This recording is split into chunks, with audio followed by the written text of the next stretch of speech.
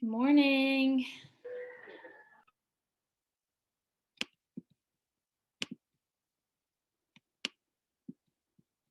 Hello, hello. How are you guys?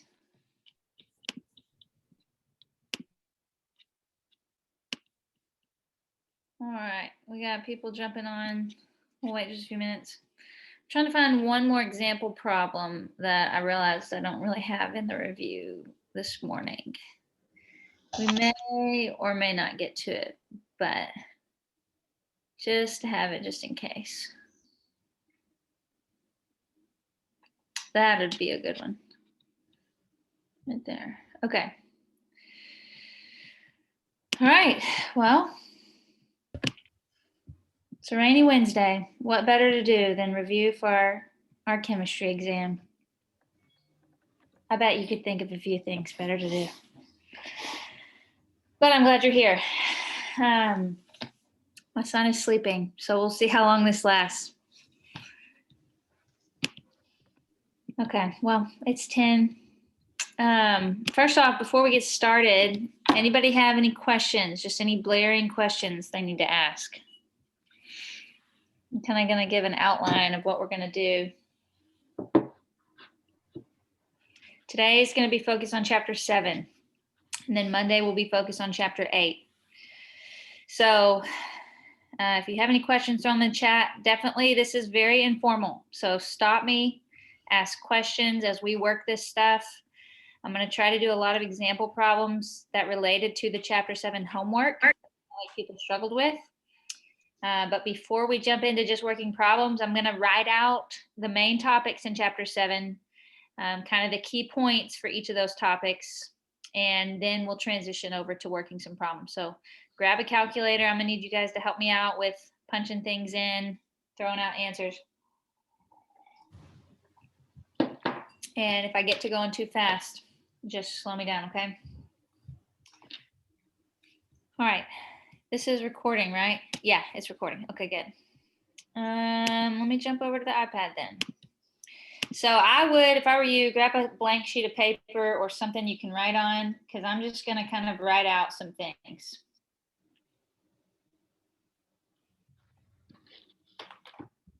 All pertaining to chapter 7.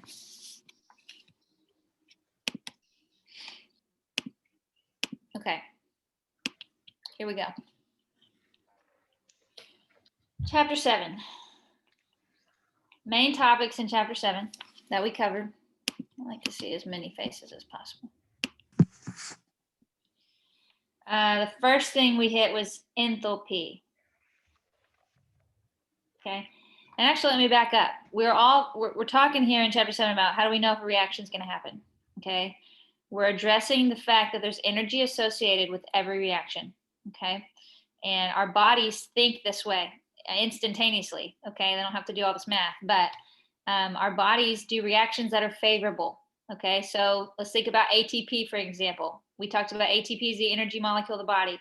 The way your body actually makes ATP, that reaction, that chemical reaction is not energetically favorable. The body has to invest a bunch of energy to make this molecule that can then go break down in other places and supply energy for other reactions.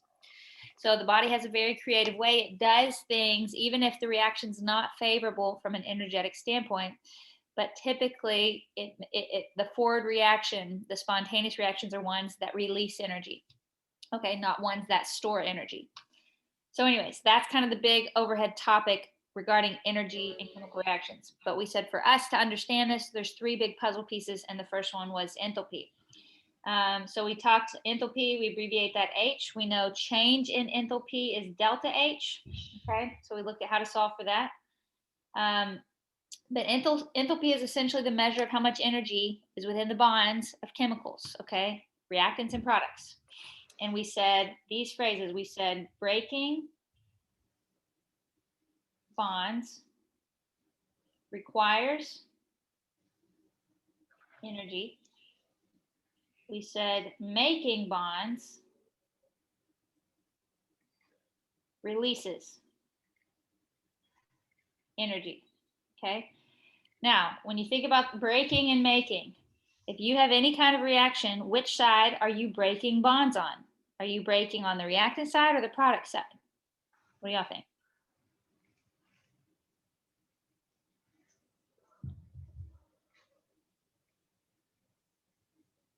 Which side do we break bonds? Which side do we make bonds? So if we have reactants, make products. It's a very generalized reaction, right? This is the side we're breaking bonds on. And that requires an investment of energy. Product side is where we're making new bonds between new atoms to get new products. All right? So we addressed that. And then I introduced that bond dissociation energy. We said to break bonds, every different kind of bond has a bond dissociation energy. And I showed you the table for that. That will be on your exam 3 resources page. You'll have that table readily available.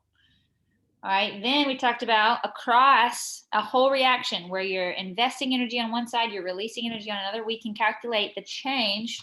And usually there is, we hardly ever have it where the same amount of energy you invest is the same amount of energy you release. So there's usually a bigger number on one side or the other. And that is how we calculate a delta H. We said delta H is the sum, that fancy Greek symbol, of the enthalpy of the reactants minus the sum of the enthalpy of the products. Okay, so definitely I'm going to put a big red start by this. You need to know, we did a whole lab on this, how to calculate a delta H, and you need to show your work.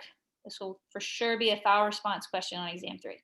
Okay, remember that CO double bonds, the CO double bonds on that table. I bet I have it over here somewhere. Where are we? Right here. Remember down here, it says that's a special number. Okay, so if you have carbon dioxide molecule and you have CO double bonds there, you've got to use the number at the bottom of the table. All right. Okay, I think that's all I want to say for enthalpy. We learned how to do that. Oh, besides the fact that we said when you have a negative delta, why isn't it writing? When you have a negative delta H overall, we call that exothermic. We said this is favorable or spontaneous. And when you have a positive delta H overall, we said this is endo. And this is unfavorable or non-spontaneous, typically, usually. Okay, I'm going to write usually. Because we talked about that whole ice melting thing. We said ice melting is a spontaneous reaction, but it is endothermic. Okay, so there are exceptions, but usually you can stick to these kind of guidelines right here. Okay, that was enthalpy. Then we talked about the next big puzzle piece was entropy. This one will be a little more quick. We said we abbreviate entropy with an S, and then we have delta S is change in entropy across a reaction. My favorite little recap for how to assess this for any chemical reaction is that figure where it says if you are going from a solid to a liquid to a gas, as you progress that way, your delta S is going to be positive. Okay, so if you have solid or liquid reactants and you tend to have more gases on the product side, your delta S is increasing. This is, gases are more disordered, right? And then we said as you go from fewer moles to more moles, okay? An example would be a decomposition reaction. You have one thing breaking down into two things, or two things breaking down into three things, okay? More products than you do reactants. You're increasing your number of moles, delta S is increasing. Delta S is positive. Okay, now vice versa, if you travel the other way on this figure, then you have a negative delta S. You're becoming more ordered. If you have more moles, so a synthesis reaction, you have like two reactants and you're making one product, or you have a lot of gases on the reactant side, and then on your product side, you have mostly solids or liquids. You're becoming more ordered, so your delta S is decreasing. And I'm going to highlight. This one is the favorable one, okay? So this is favorable. And reactions with the positive delta S tend to be spontaneous. And I'm going to put a pin in that. We're going to practice this on some problems in just a minute. So then now we know about enthalpy and entropy. We put those two things together and we talked about Gibbs free energy, okay? And that is delta G.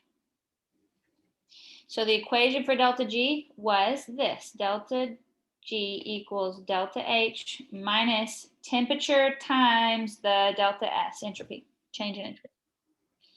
Okay, I'm going to put a red star by this. You're going to have to do a file response, solve for a delta G. Okay, on the exam. We said there's two key things. I'm going to write these in a different color. Number one, can y'all see the blue very well? Is that okay?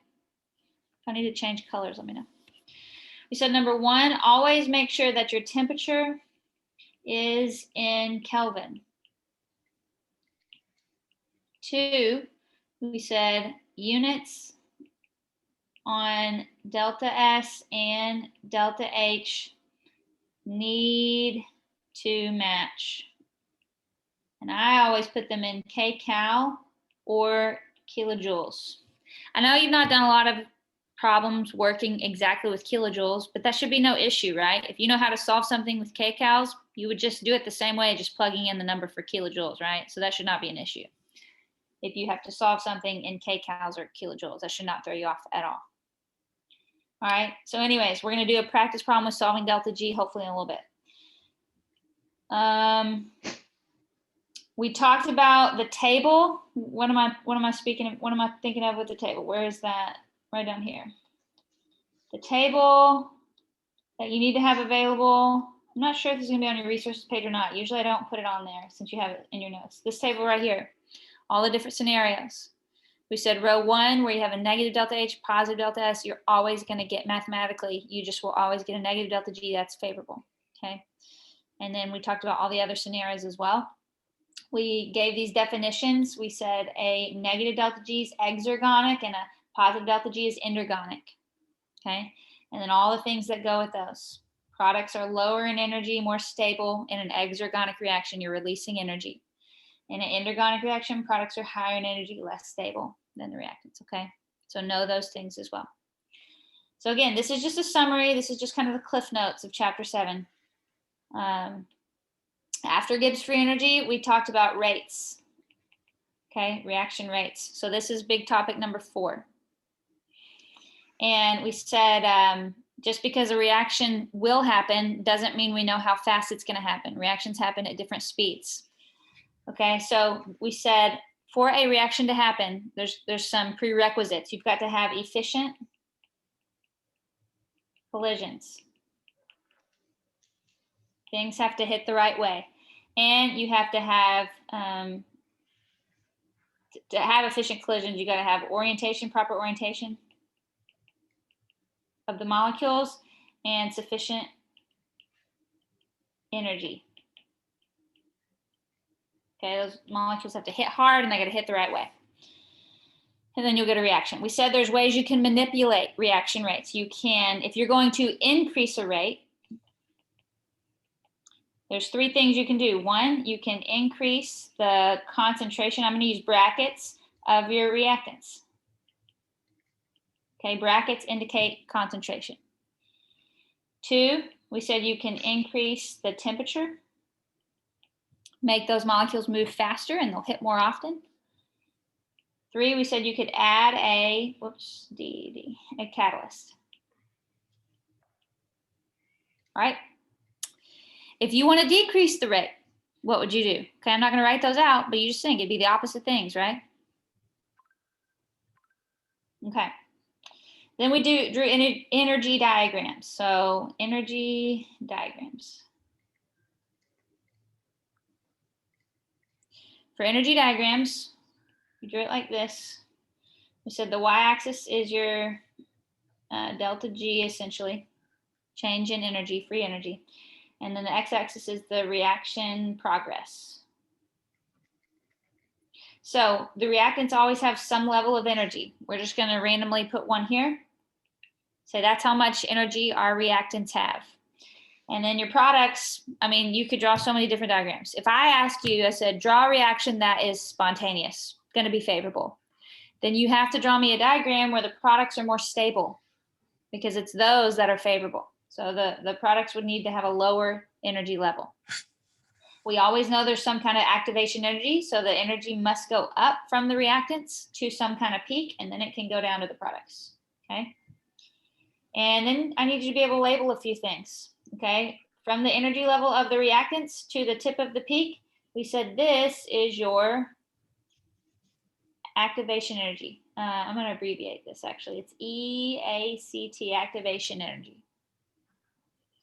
And then we said from your energy of your reactants down to your products,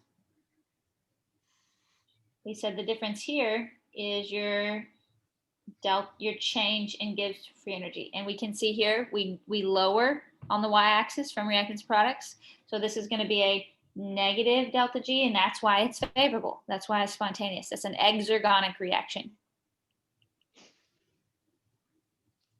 So if I ask you to draw me an endergonic reaction, you could do that, right?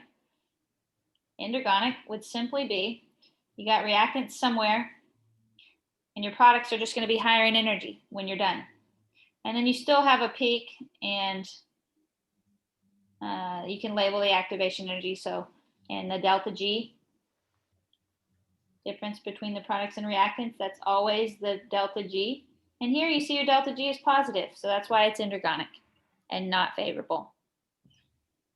And you can still label the activation energy as well.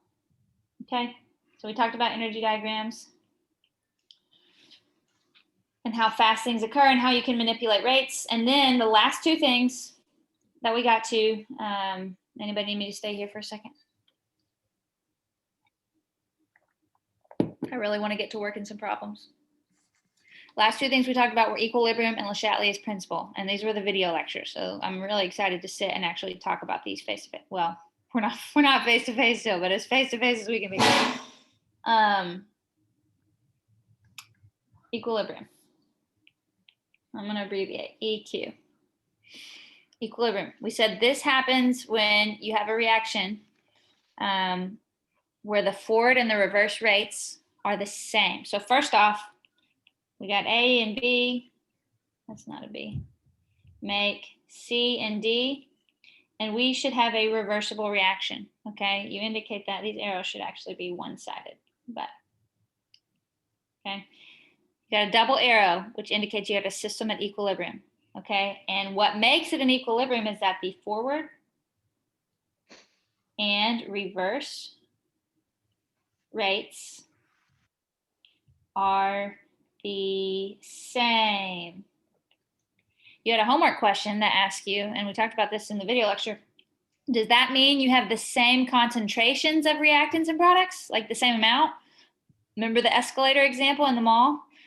Does that mean you got the same number of people on floor 2 as floor 1? No, okay? So you could have very few reactants and a lot of product. It's just that your rates of remaking those things are the same, okay? So it does not mean equal concentrations of reactants and products. It just means equal rates, okay?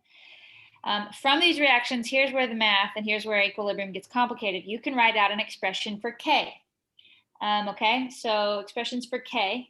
K equals this, the concentrations of the products over the concentration of reactants.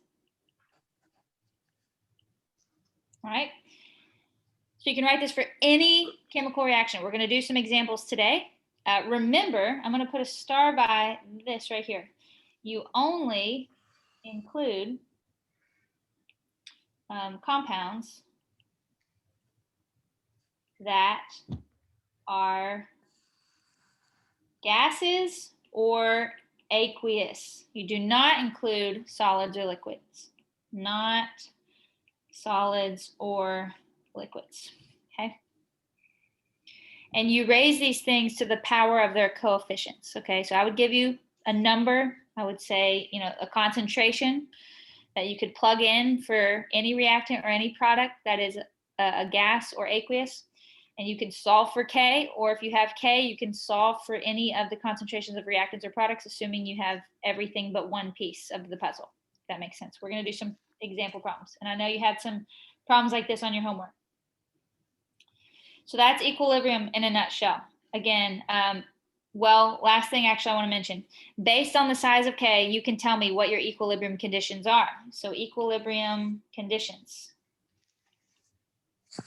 Okay, remember if K is much, much bigger than 1, then products, or you can say the forward reaction, are favored.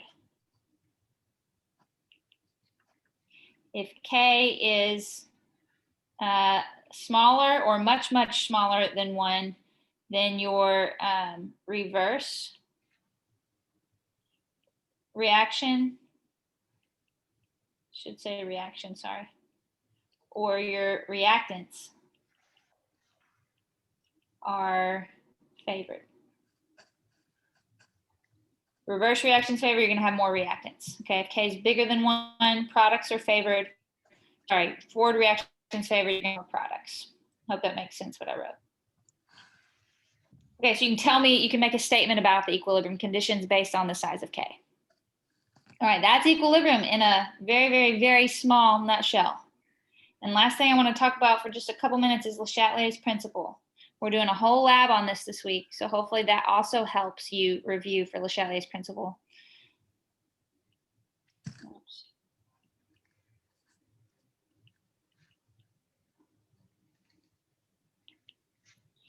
This tells us when you have a system at equilibrium, first off, you have to have a system at equilibrium. So if you just have a reaction with a single arrow, that is not, you can't even apply Le Chatelier's principle to that, okay? A reaction that just goes to completion, yeah, you can't apply Le Chatelier's principle. But this tells us at equilibrium, when stress is applied, equilibrium will shift to relieve or reverse the stress that was added. All right. So basically I used the balance scale analogy, and I talked about it from all different angles. We talked about changes in concentration of reactants or products. So a change can mean an increase or a decrease in concentration of reactants or products. We talked about changes in pressure and changes in temperature. And we're going to work a problem on Le Chatelier's principle as well, time allowing. What else do I want to say about Le Chatelier's principle before we jump in? Really, this thing, just reading the definition is hard to understand. I think it really begins to make sense when you work problems and see how it's played out, okay? So I'm going to pause there, and we're going to actually jump over to some problems and work some of those. So this is some slides. Some of these slides you have at the end of your chapter 7. What is the word after when? Let me go back, Catherine. Stress. When stress is applied, equilibrium shifts to relieve or reverse the stress that was added. Okay. So again, this slide you actually have at the end of chapter 7 stuff. This one is very, very similar to a homework problem that was on Mastering Chemistry. You guys remember it was like a 150-pound man went running and he burned this many calories. How many moles of glucose would need to be metabolized to burn whatever calories, okay? This is almost identical to that problem, just some different numbers, worded a little bit differently. I broke it into a few parts, okay? So let's read this. As we exercise, our bodies metabolize glucose, which is C6H12O6. They metabolize it with oxygen, converting it to carbon dioxide and water. This is a combustion reaction, okay? It's happening in our bodies to supply the energy necessary for physical activity, all right? Write a balanced chemical equation for the metabolism of glucose. Okay, we should be able to do this. We got the formula for glucose, so C6H12O6. This is going to react with oxygen. Oxygen's a diatomic, so we got plus O2. So we got glucose and oxygen. It's going to be broken down into, and it already told us the two products, CO2 and water. But we got to balance it. So we need to have, we got 6 carbons on the reactant side. I'm going to put a coefficient of 6 in front of CO2 so that my carbons are balanced. I'm going to put a 6 in front of water because 6 times that 2 on the water should give us 12. And we've got 12 hydrogens on the reactant side as well. So now we got 12 and 12. And how many oxygens? So I've got 6 oxygens in glucose. And we'll see what we need to put in front of oxygen. I really don't want to put a coefficient in front of glucose. On the product side, we've got 6 times 2 is 12 there, 12 oxygens, plus 6 more is 18 oxygens. On the product side so far, well, I'm going to subtract 18 minus 6 over here from glucose. So from this oxygen molecule, I need to generate 12 more. So if I put a 6 there. So 1 and then a 6 in front of all the other compounds. Okay, now it's balanced. Okay, question 2. Each mole of glucose produces 678 kcals of energy. Again, the numbers are different here. So let's just say 1 mole for glucose. I'm going to relate this to 678 kcal. So you could literally write plus 678 kcal, or in your homework, it would tell you on Mastering Chemistry, it would just tell you, it would write the reaction, it would say your delta H equals 678 kcal. Okay, if a reaction is producing energy, by the way, it would be negative, okay, because it's producing the heat, the extra heat there is a product. Then what is the sign of delta H for this equation? Well, I actually already answered that. If it's producing energy, then your delta H is negative, okay? If it's absorbing energy overall, that's an endothermic reaction, delta H would be positive. Okay, so the key word there would be produces or absorbs. Or I could say releases. Release is the same thing as produce, right? Okay, questions on this so far? So this one was actually a simpler question. Negative delta H, exothermic.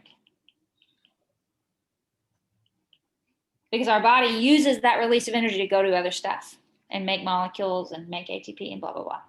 All right, so that's actually the end of number 2. Number 3, this is the one that's very, very similar to your homework.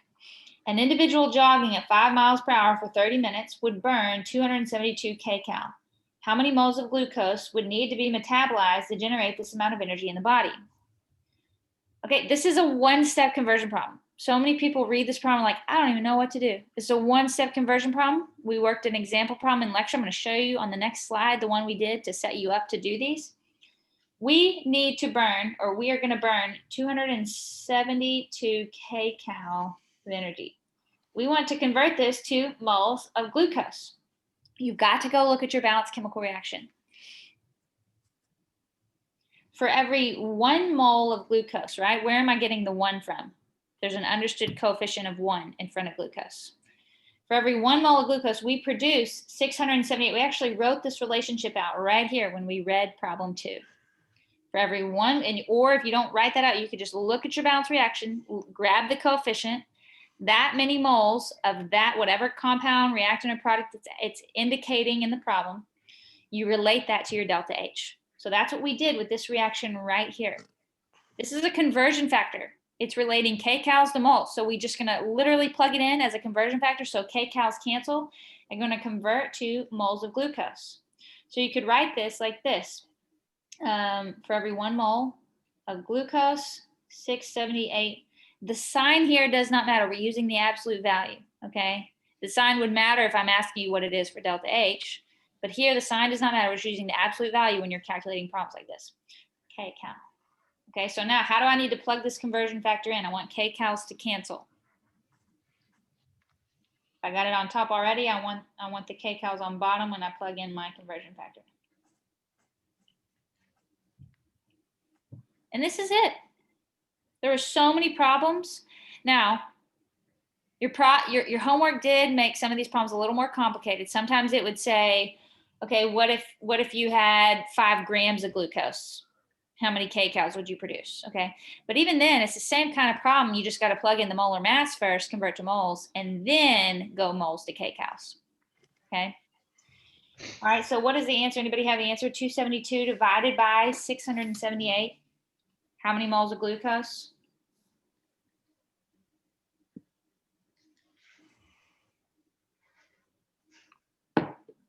Danielle says 0.4011 moles of glucose. Okay. Questions on this?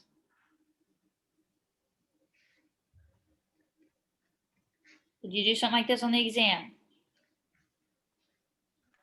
You're like, not yet. Let's work another one. I think you could. Okay. I decided to mix it up. I had my own question. Okay, so one more part and then we're done with this problem. An energy bar. Anybody like energy bars? I haven't found one. I like Lara bars. Anybody ever had a Lara bar before? Those tend to be my favorite. But I don't know. Sometimes they get expensive. An energy bar contains 20 grams of glucose. How many energy bars would need to be consumed to generate the same amount of energy in question 3? Okay, same amount of energy in question 3.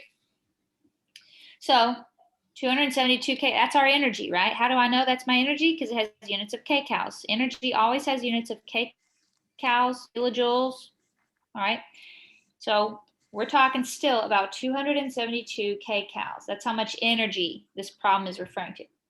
How much energy, or how many energy bars would need to be consumed to generate the same amount of energy in question 3, okay? So we need to write out some more relationships before we can answer this. I see one right here. 1 bar, 20 grams of glucose. I'm going to write that out. 1 bar, 1 energy bar, 20 grams of glucose. All right. I know. Guess what I did in problem 3? This might be a bit of a stretch for some people. We already know the relationship right here. We know that 1 mole of glucose is related to or produces 678 kcal of energy, right? I'm going to rewrite that one. 1 mole of glucose, 678 kcal of energy. And I'm given grams of glucose, but in this problem right down here, or a relation conversion factor right here, it's moles of glucose. So I'm going to need something to allow me to convert between grams of glucose and moles of glucose. How do you go between grams and moles?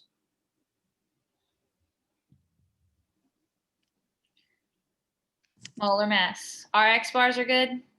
I always see them. I've never bought them. Let me know what flavor you recommend.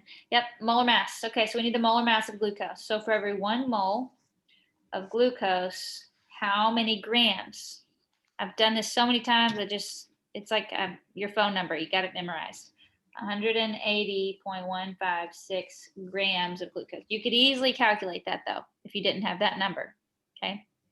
Chocolate sea salt. I'm a chocolate sea salt girl, so I could get on board with that. All right, I think we have everything we need now to do this problem. So we want units of energy bars, okay, in our problem. So again, there's 2 ways you could go about this. You could either say, okay, I know I want units of energy bars, so I'm going to pick the conversion factor here that has units of energy bars in it, and I'm going to put that on top. And you could start and say for every 1 energy bar, it's 20 grams of glucose, okay? And then you go cancel out everything except for energy bars. Or if you don't like that, you can start with 272 kcal and you can work your way from there, okay? I'm just going to continue with what I've already written. So I want to keep energy bars as my unit because that's the unit I want on my answer. So I want to cancel grams of glucose. So which other conversion factor has grams of glucose in it? And if you look at all of them, it's down here at the bottom. This one, the molar mass, has grams of glucose. So I'm going to cancel grams of glucose. 180.156 grams of glucose gives me 1 mole of glucose. And look what happens. I got grams of glucose on the bottom, grams of glucose on the top. So far, so good. I'm going to mark out this conversion factor because I've used it. I'm going to mark out that one because I've used it. And now I want to cancel moles of glucose because I don't want that in my answer. So which other relationship do we see on the side that has moles in it that would allow me to cancel moles of glucose? It is this one right here. For every 1 mole, we generate 678 kcals.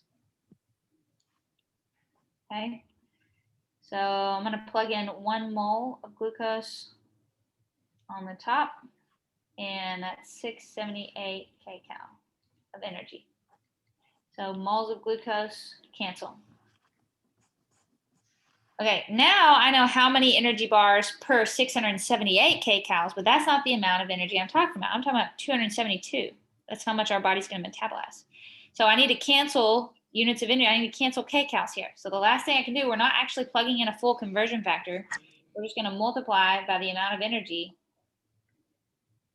our body was going to metabolize from running or doing that amount of exercise indicated in problem 3. And multiplying by that is going to allow me to cancel kcal. So again, you could literally work this problem in reverse. If you started with the 272 kcal, then your steps would go in reverse. Okay. And you could plug in them all in the opposite order, and you would still end up with units of energy bars. So you got to do 1 energy bar divided by 20. So 1 divided by 20 times 180.156. Divide that by 678 kcals and multiply by 272. How many energy bars do we need to eat so that we can create that amount of energy in our body when we go run? We have something to metabolize. Maddie says 3.61 energy bars. But who's going to stop at 0.6, right? Also, who's going to eat 4 energy bars in a row? Not me.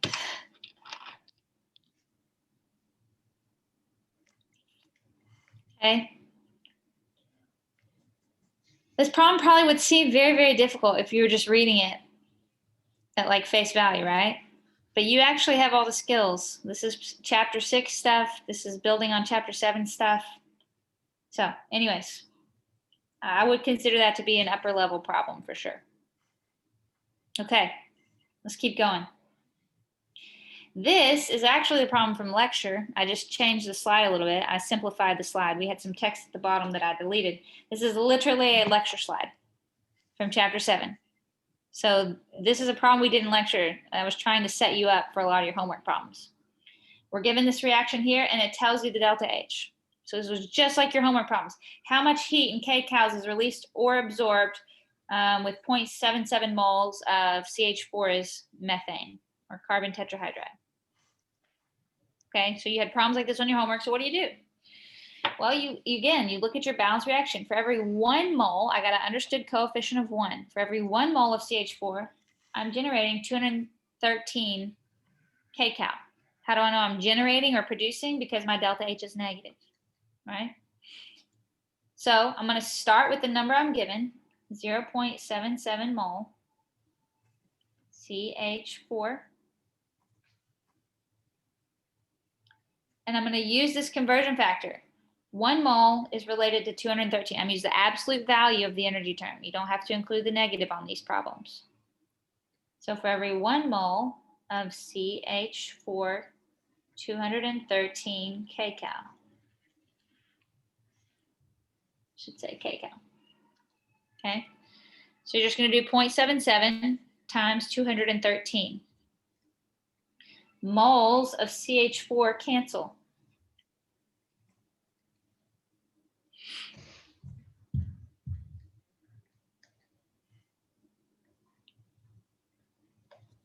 Now let me know what you get.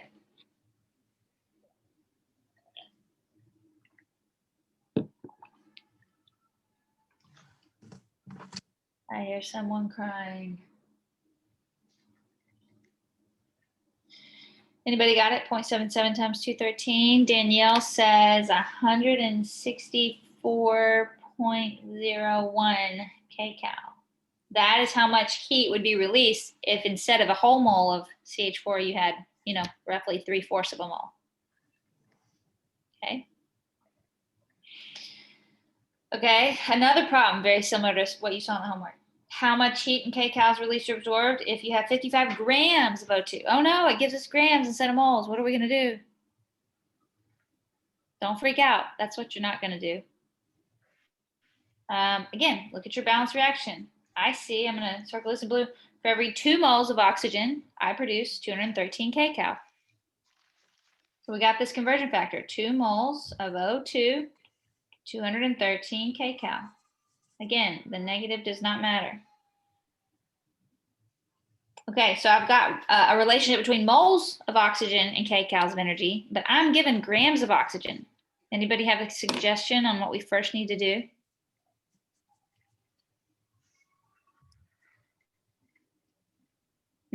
Convert grams to moles using molar mass.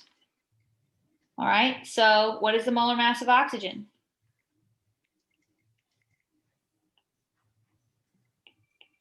Well, oxygen, if you look at the periodic table, is 16 grams per mole for 1 oxygen, but we got 2 oxygens. So we're going to do that times 2. So it is 32 grams per 1 mole of O2.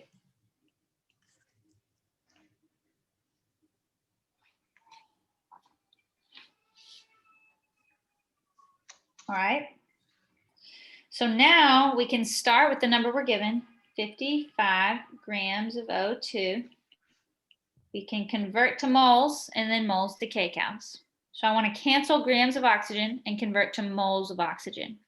I'm going to use the molar mass to do that. 32 grams of O2 for every 1 mole of O2.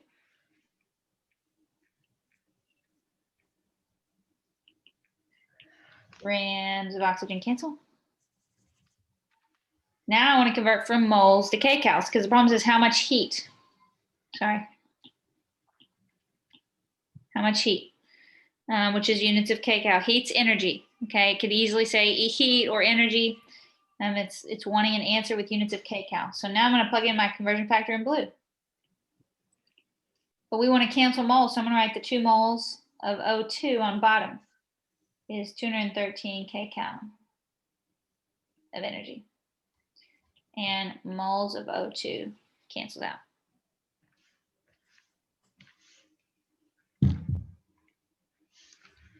Maddie says she got, so you do 55 divided by 32 times 213 divided by 2. Maddie says she got 183.05 kcal of energy. Okay. Okay, how do y'all feel about those problems now? Better? All right. So again, if you're redoing your chapter 7 homework, you did a whole lot of these style problems. Okay, I want y'all to, I gotta go give my son his little stuffed animal. Y'all look at this problem real quick. I'll be right back. Predict the sign of delta S. So you're gonna look at numbers 1, 2, and 3 here. And you're gonna predict the sign of delta S. Remember, you're looking at physical state. Do you have solids, liquids, or gases? If so, how many moles? Are you going from fewer moles to more moles or vice versa? I will be right back in just 1 moment.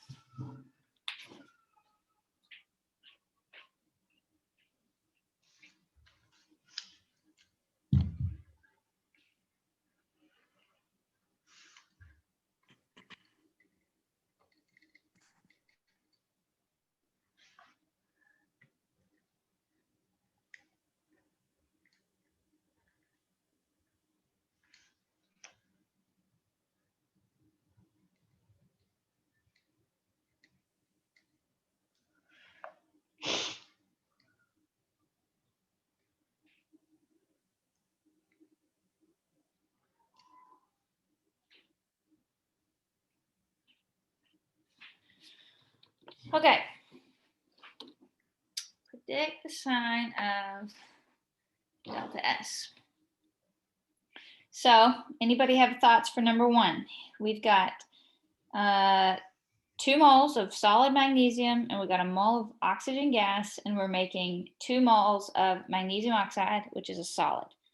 So I have a solid and a gas on my reactant side, and I have nothing but solids on my product side. Are we becoming more disordered, or are we becoming more ordered?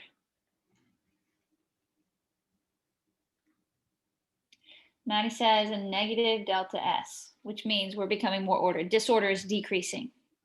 And I agree, disorder is decreasing. You have nothing but solids on your product side. You had a gas on the reactant side. Gases are more disordered, so the reactant side has more disorder. Product side is more ordered, so negative delta S there. Any questions on that?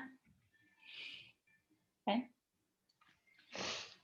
We got glucose being converted to C2H5OH, some kind of alcohol, and looks like ethanol maybe, and CO2, carbon dioxide, gas. So I've got glucose, which is a solid, and it's being converted, broken down into liquid and gas. Danielle says positive delta S.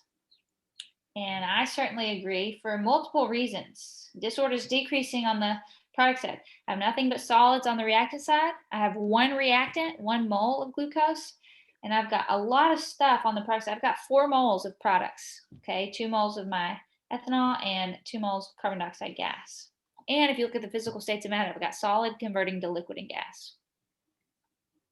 Okay, so question on why our product side is more disordered? Makes sense there? Okay, the last one. We've got ammonia gas, 2 moles of ammonia gas, plus another mole of carbon dioxide gas on the reactant side, and that is being converted into water, liquid water, and then this other product that is aqueous. So what do you guys think about this? Is delta S, is disorder increasing or is disorder decreasing? Delta S positive or negative?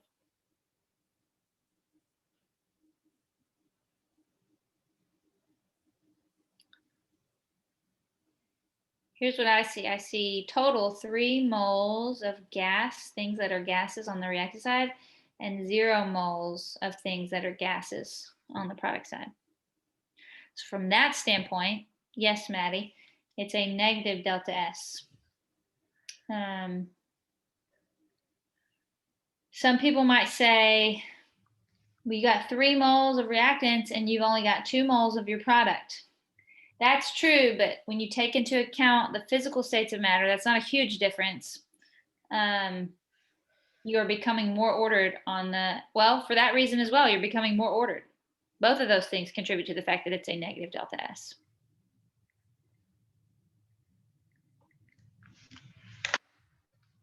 All right, so definitely know how to look at a reaction and tell me if delta S is negative or positive for the exam. All right, here's just a kind of a conceptual question. No math really involved in this yet. Which combination of delta H and delta S is not spontaneous at low temperatures, but becomes spontaneous or favorable at higher temperatures? We specifically talked about this. We made an edit. We drew a little note in on our table to help us answer this question. You guys remember that?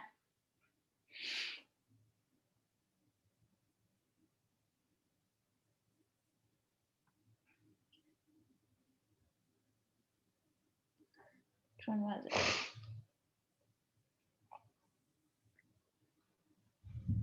This is the table I'm thinking about. What combination of delta H and delta S is not really going to be spontaneous, not going to be favorable at low temperatures, but could be favorable or spontaneous at higher temperatures?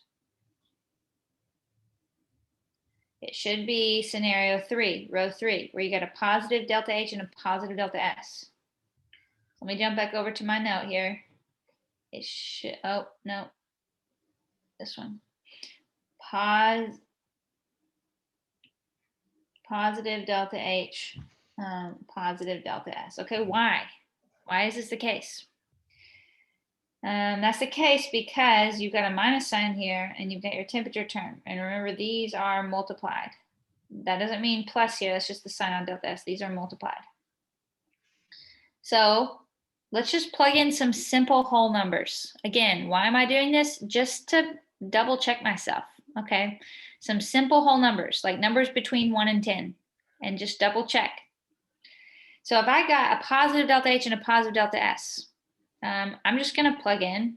If I've got 5 for delta H, let's say, remember we're testing this low temperatures and high temperatures. So for temperature, I'm going to plug in a low number and a high number. So I'll plug in, for the first round, I'll plug in a 1. for my temperature. And I got a positive delta S. So let's say my delta S is 2. That's a whole number. And my delta H is positive and my delta S is positive. So if you literally plug these numbers in and solve for delta G, what do you get? What is your delta G? So you should do 5 minus 1 times 2. That's plugging everything in. Your delta G would be what? 5 minus 2 would be a positive 3, right? So that is a condition where you got a positive delta H, positive delta S. This is at a low temp. Okay, now let's run the same scenario at a high temp. I'm going to keep my delta H and delta S the same. We're just going to manipulate temperature here. So I've got positive 5 minus, what do y'all want to plug in for temperature? A number between 1 and 10. I'm going to crank it up to 10. 10 times 2. Now what's our delta G?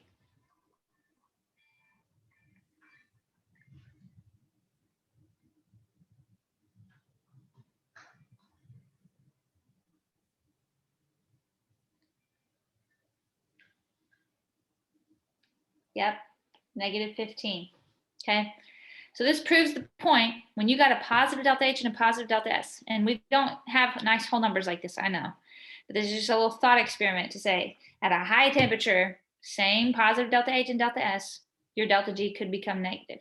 Okay, these kinds of reactions are non-spontaneous at low temperatures, can become spontaneous at high temperatures. Okay, let's see here. I really like this question. The process of boiling a liquid has a what kind of enthalpy change, what kind of entropy change? Danielle says, can we work a problem solving for K? Because I had trouble getting the correct answer. Yep, I think that's next. Write the equilibrium expression and solve for K right here on these next 2 slides. So we'll answer this question and we'll get to those. Boiling a liquid. So we have a liquid and we're going from a liquid. When you boil something, it becomes a gas. So do you think this process is, first, let's talk about enthalpy. Enthalpy is delta H. Is this reaction going to have to absorb heat? Or does it release heat? When you boil something, do you have to invest heat, add heat to it? Or does it just spontaneously release heat?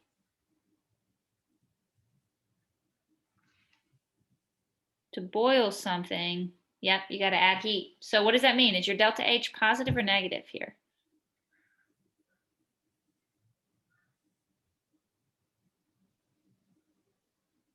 If we're adding heat overall, that is a positive delta H, positive enthalpy change. That's an endothermic reaction. It's absorbing heat overall to boil. Okay, what about the delta S? Are we becoming more disordered or more ordered?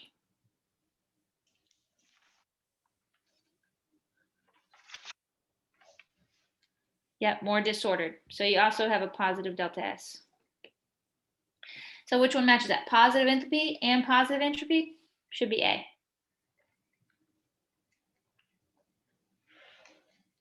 All right. Let's move on. We might go a touch past 11, but not much. If you have to head out at any point in time, again, it's not mandatory. So, okay, probably not going to do A, B, C, and D here. We'll probably just look at A and B, and that should be enough practice for just we're just writing the equilibrium constant expression.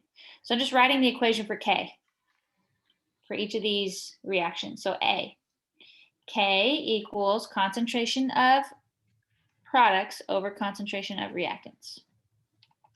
And look, everything is a gas, so I can include everything. So I'm going to do the concentration of H2S, and I'm going to raise it. I'm going to square it, raise it to the power of its coefficient. And I'm going to put concentration of the reactants on the bottom. Remember, you put it in brackets. That indicates concentration. So sulfur, and this is all multiplied, times the concentration of hydrogen. We're going to square it because we got a coefficient of 2. And then if I gave you numbers, like I said, your concentration for H2S is 0.5 or whatever, and gave you concentrations for everything, you could just plug it in and solve for K. All right, B. K equals, now first off, do we have anything that is not a gas or aqueous? I see something. Sulfur here is a solid, so I'm not going to include that in my expression for K. So on my product side, I'm just going to have concentration of HCl squared. On the bottom, I'm going to do the concentration of H2S times the concentration of Cl2.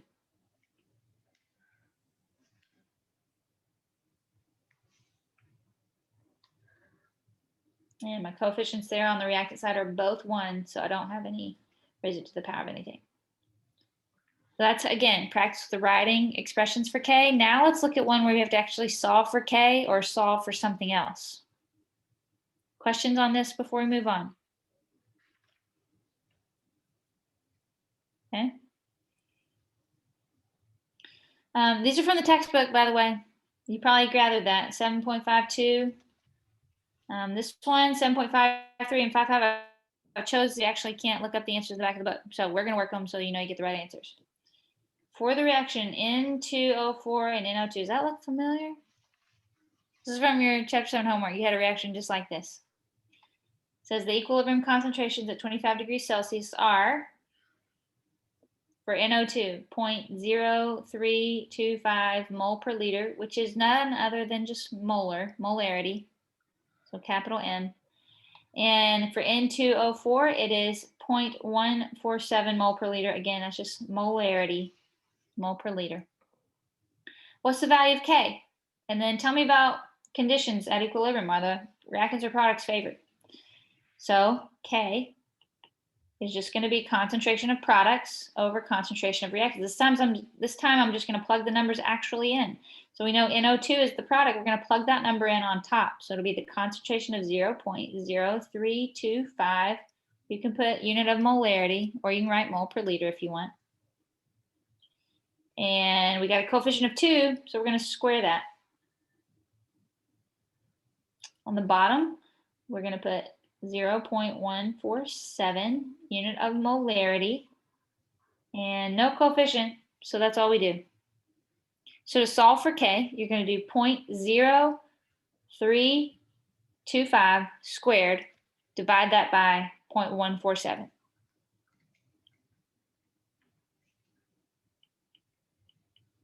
What do y'all get for K?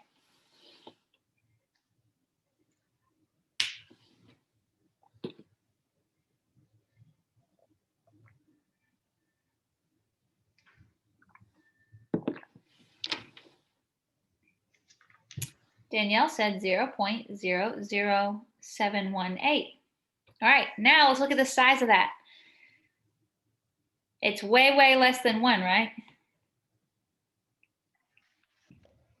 So are your reactants favored at equilibrium or your products?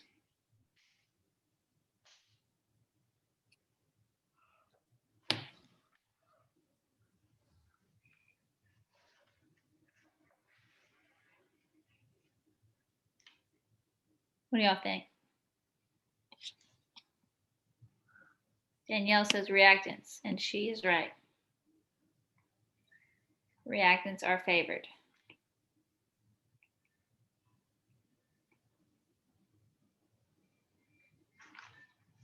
Okay. This next problem is a continuation of 7.53. It says use your answer from this problem, calculate the following. We'll just look at example A. Okay, you do B the exact same way. Just there is a slight difference there, a different number. Solve for the concentration of N2O4 at equilibrium when NO2 is 0.025 molar. So now we have K. K is this. So we got the same equation, our expression here. I didn't actually write this out for 7.53, but we know that it's NO2, that's the product, squared over N2O4, right? This is just algebra. That's all it is, algebra. It's very, very similar to you're using the same math skills as when you're solving a specific heat problem as when you're solving this kind of problem for K. You're plugging in the pieces you have, rearranging for the piece you don't have, isolate that, and you're going to solve for that, okay? So what do we have? We know what K is. We know that is 0.00718. And the problem gives us NO2. We know this is 0.0250. We don't know N2O4. So before I plug all the numbers and units in, let's just rearrange and get N2O4 by itself. This is where you're going to cross multiply or cross divide. So to get N2O4 by itself, I need to rearrange my equation. Rearrange the equation. So let me erase what I have so that it's less cluttered and I can rearrange my equation by cross multiplying, cross dividing. I'm going to cross multiply by the concentration of N2O4. Again, we don't have that. We don't have a number for that. We're looking for that. So if I do it on this side, I got to do it on this side as well.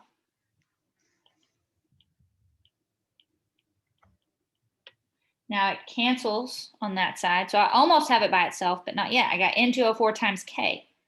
I don't want N2O4 times K. I just want N2O4 by itself. So I'm going to cross divide divides by K.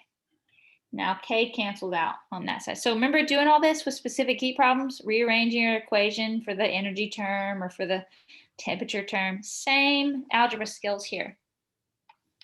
So what's my new equation? Once you clear out all the cluttered mess, you should have N2O4, not times, equals the concentration of NO2. We didn't actually even have to move that part, divided by K.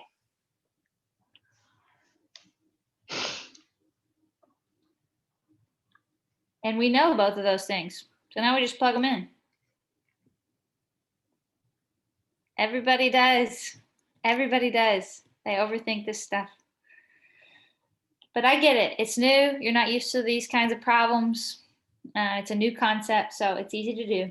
Now we just plug it in. So we just do 0.025 molar, that's the units, squared, divided by K. K is a unitless thing. I think I mentioned that in the lecture. Sometimes that confuses people.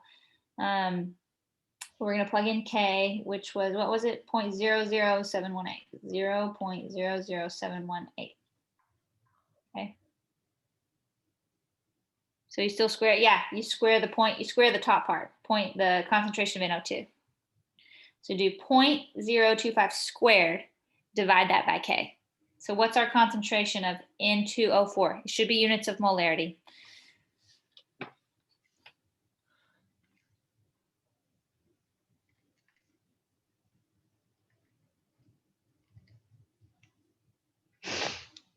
.087 molar. That is the concentration of N2O4. Okay. How do you guys feel about this now? It's not rocket science, is it? Is it doable? Okay, I hope it's doable. Be able to write an expression for K. Be able to solve for K or a piece of the equation for K on the exam. All right. I promise it won't be anything more complicated than this right here. I mean, you might have two reactants or two products versus just one and one. So the equation might seem a little more complicated, but you still write the expression and plug things in the exact same way. Pay attention to coefficients. Pay attention to whether any of your products or reactants are solids or liquids. Leave those out. All right, I think this is the last problem I have, and we're just past 11. So we'll do this, and if my son stays asleep, maybe a delta G problem, because we actually have not done one of those. But that's it for today. I think we've hit our limit, and we'll need a break after this. All right, 7.6. This is a recommended textbook problem. Hydrogen chloride can be made from the reaction of chlorine and hydrogen. So it gives you this balanced reaction. Chlorine gas and hydrogen gas make hydrochloric acid. Really dangerous, nasty stuff when it's really concentrated. For this reaction, K is, look at this, 26 times 10 to the power of 33. That's huge, right? That's way, way, way. K is way, way, way bigger than 1. And delta H is negative 44 kcal per mole, or kilojoules, negative 181 kilojoules per mole. at 25 degrees Celsius. First question. So before we even get to the Le Chatelier stuff, we're still in the thermodynamics realm. Is the reaction endo or exothermic? No math required here. You're just simply looking at delta H. Oh, Bailey. Well, as soon as I can get it uploaded to YouTube. So by this afternoon for sure. Just probably take me a couple hours to process it on YouTube and post it. All right, is the reaction, Danielle says exo, okay? Yep, it's a negative delta H, so the answer there is exo. These problems should literally take you like 5 seconds to do, and then you move on. Are the reactants or the products favored at equilibrium? Again, this one, no math required. You're just looking at the size of K. Because it's much, much, much bigger than 1, are reactants or products favored? What do y'all think?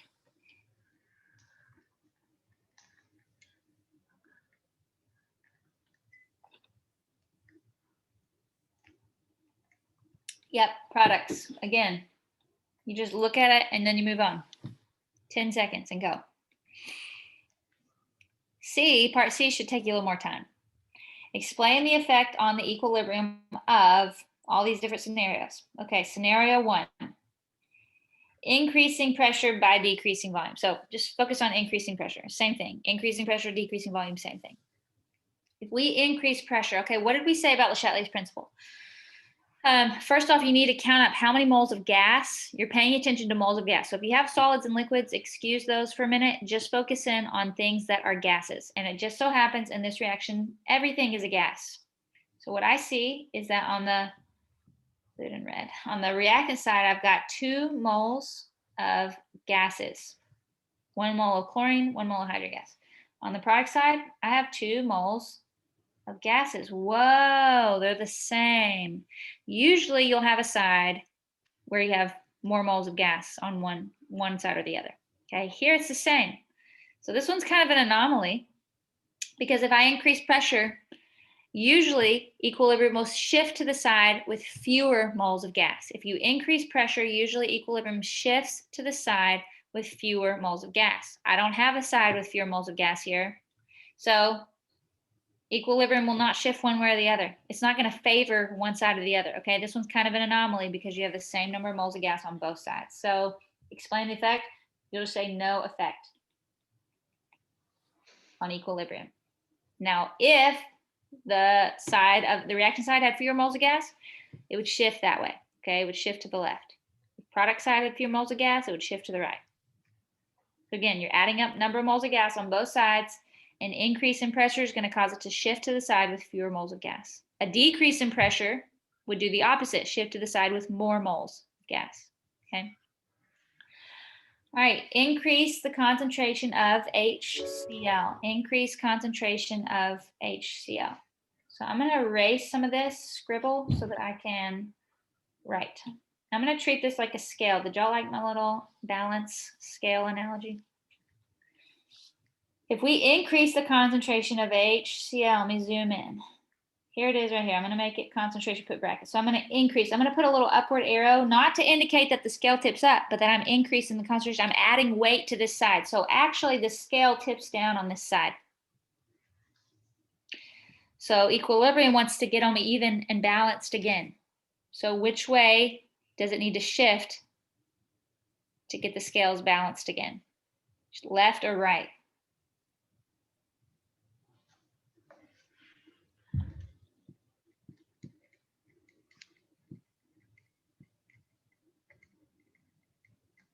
It's going to shift towards the reactants. Okay, so equilibrium will shift left towards reactants. All right, decreasing the concentration. Let me erase. Decreasing the concentration of chlorine.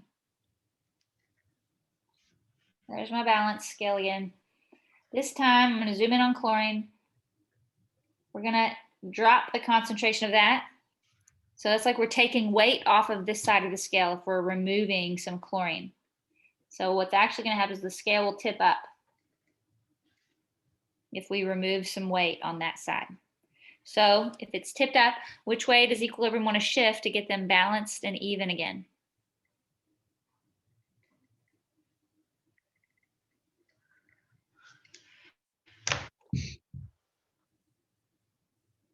We need to, yeah, so Danielle's confusing, but we want to shift left again because we want to bring that side back down. Does that make sense?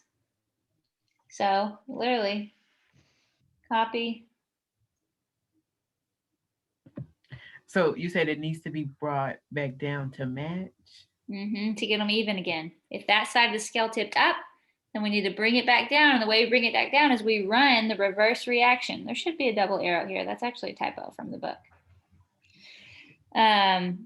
We would run the reverse reaction. We would have what equilibrium would do is hydrochloric acid would decompose into chlorine gas and hydrogen gas. So you run the reverse reaction, you'd make more of your reactants, essentially add weight to the reactant side by making more of those.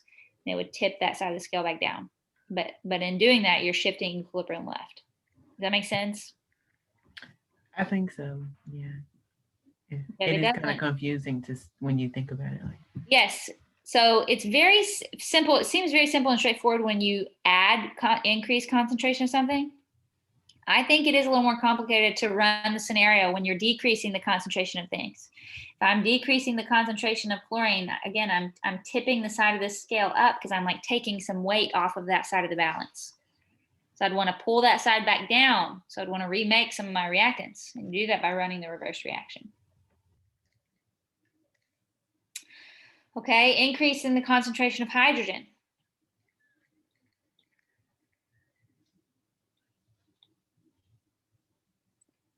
Concentration of hydrogen. If I increase the concentration of hydrogen, it's like I'm adding weight to this side of the balance. So the scale will tip down on this side.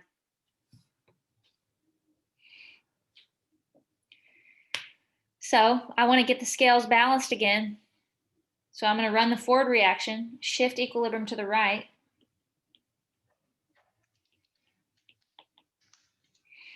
Make more of my product, make my scales balance again, get equilibrium back to its original conditions. 5, adding a catalyst. I don't think I actually addressed this. Adding a catalyst does nothing.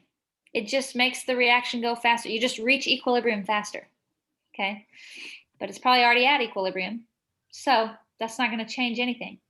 I have a question. So does adding the catalyst, does that affect the activation energy or no? It does, but it does not affect equilibrium. Nothing's going to change regarding Le Chatelier's principle. It does affect activation energy. It lowers activation energy. Okay.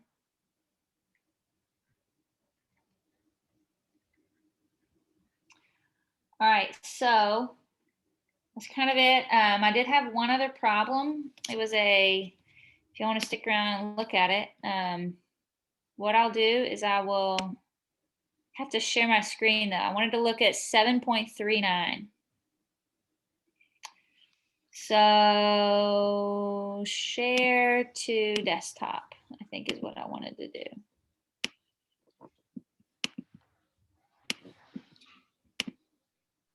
Can you see this problem now? 7.39 right here. I wanted to look at it because it says, what is the value delta G? So it says the reaction of H2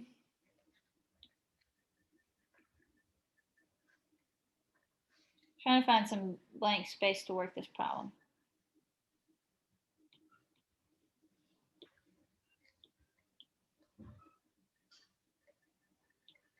All right, H2 and Br2 to give gaseous HBr. So I'm going to write this on a note and then I'll jump back over to my iPad. H2 and Br2 make HBr. Okay, and then we'd have to balance that. So we'll put a 2 in front of our product coefficient, 2. And then it tells you a delta H and a delta S. So part A, we already did that. We wrote the balanced reaction. Part B, Does entropy increase or decrease in this process? Well, just look at your delta S. It's positive, right? Positive delta S, entropy is increasing. Yep, we got 2 moles of a gas on the product side. We only had 1 mole of gas on the reactant side. C, is this process spontaneous at all temperatures? Explain. You got a negative delta H and a positive delta S. What do you guys think? Part C, is the process spontaneous at all temperatures? Negative delta H, positive delta S.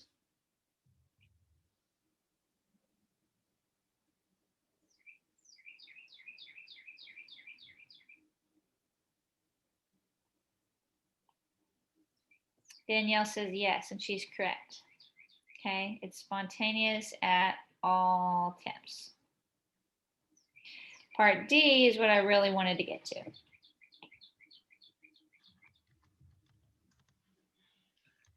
Okay, so I'm gonna jump back over to my iPad. I'm gonna write out delta H equals negative 14, oh, not negative 14, negative 17.4 kcal per mole. Delta S equals 27.2 calories per mole Kelvin. All right.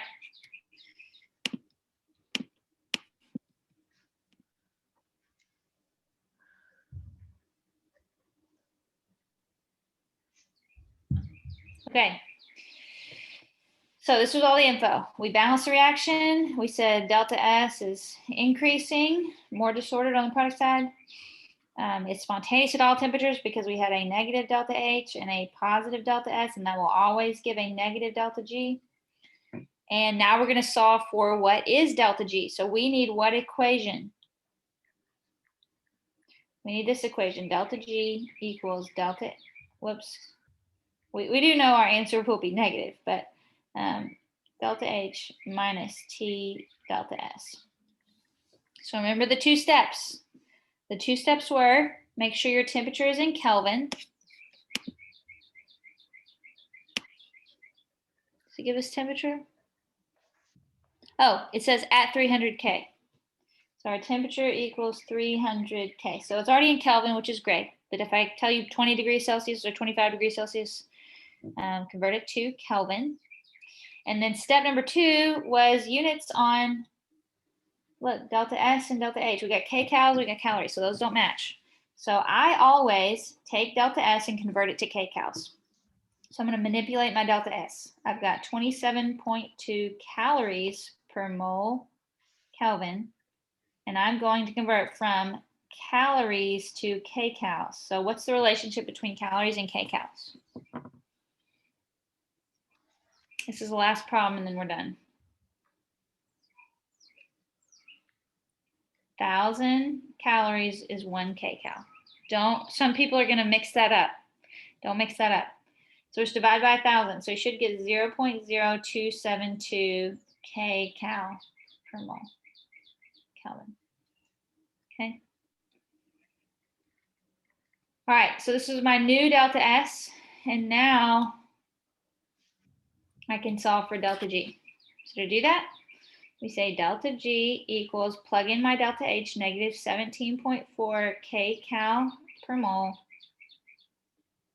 minus 300 Kelvin times 0.0272 kcal. Oh, Kelvin. All right.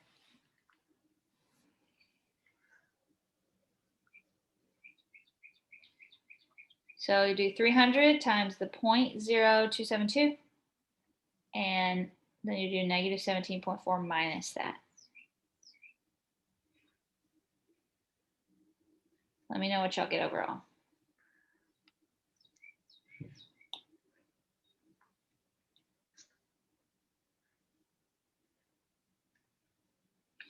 You should see that Kelvin right here cancels right there. So your units are going to be kcal per mole on delta G.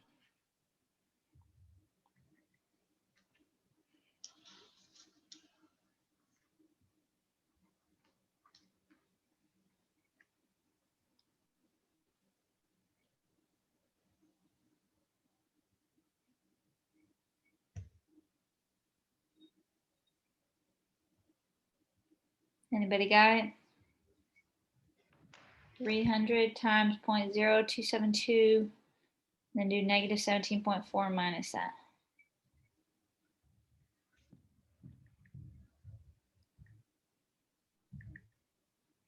Rachel said negative 25.56. Catherine said the same thing. Great. There it is. And it's negative, just as we expected, which means favorable or spontaneous.